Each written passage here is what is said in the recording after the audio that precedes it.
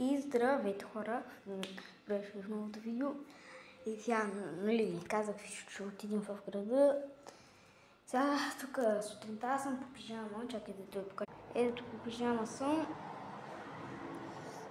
Ето как съм. И ето го моят дрехи. Ето ви. Това ще бъде облека, сега ще ви покажа, нали.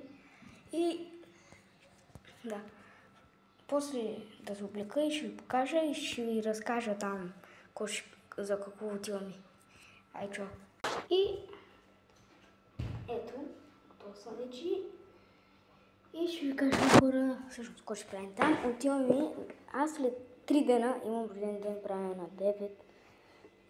В миналия ми канал, като бях с моторолата, нали, правих на 8, помните това видео?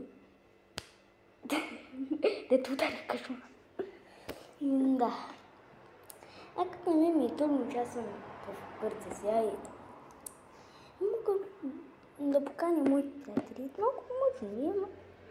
Ай, сега... Видих как се треснах и сега ще ви кажа. Ние отиваме, аз ще взема подарък.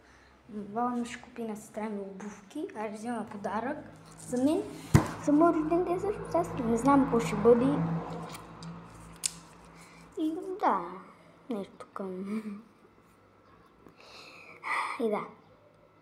Ще отидем първо да си купя такова за легло, как се казваше, одеялото. Дето, не одеяло, дето се слага на леглото, бе.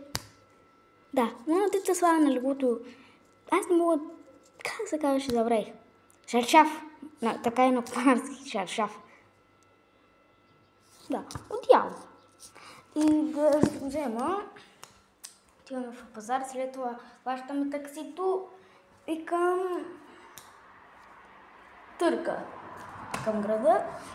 И да, това е. Сега ще ви покажем гледката към Гърция, хора. Искам това много да ви покажем. Айде, отиваме.